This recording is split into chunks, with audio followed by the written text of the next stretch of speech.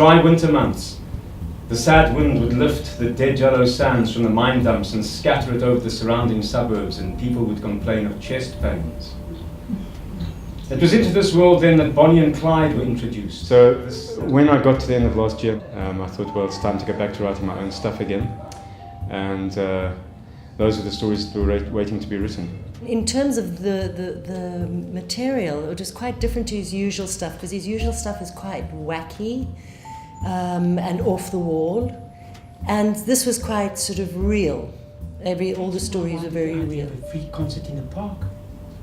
I said to Harry, we were walking, Pavarotti and Callis, the poodles, we were walking there in the park. And I said to him, that bandstand hasn't been used in 30 years except as a shelter by tramps and layabouts. Let's bring a little magic back to the city.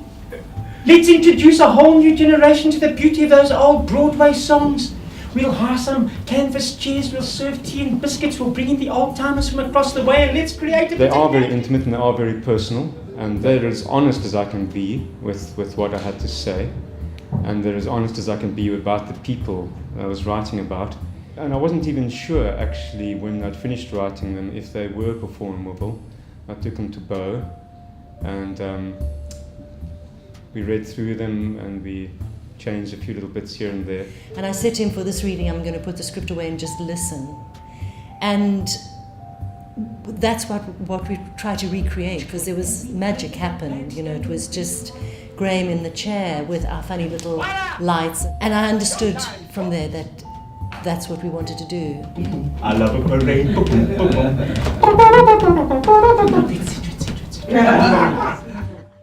Hopefully the play awakens the compassion, I hope.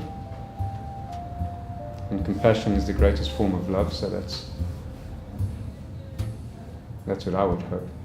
I think that, you know, Graham talks about compassion, and I think it is about being mindful of people and people's lives, and that there are lots of old people out there who have lived full lives, and you never know when the light's going to be switched off.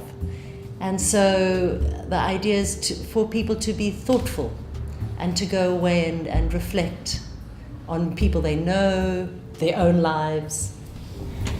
They carried me out of the hospital wrapped in a blanket against the wishes of the nurses,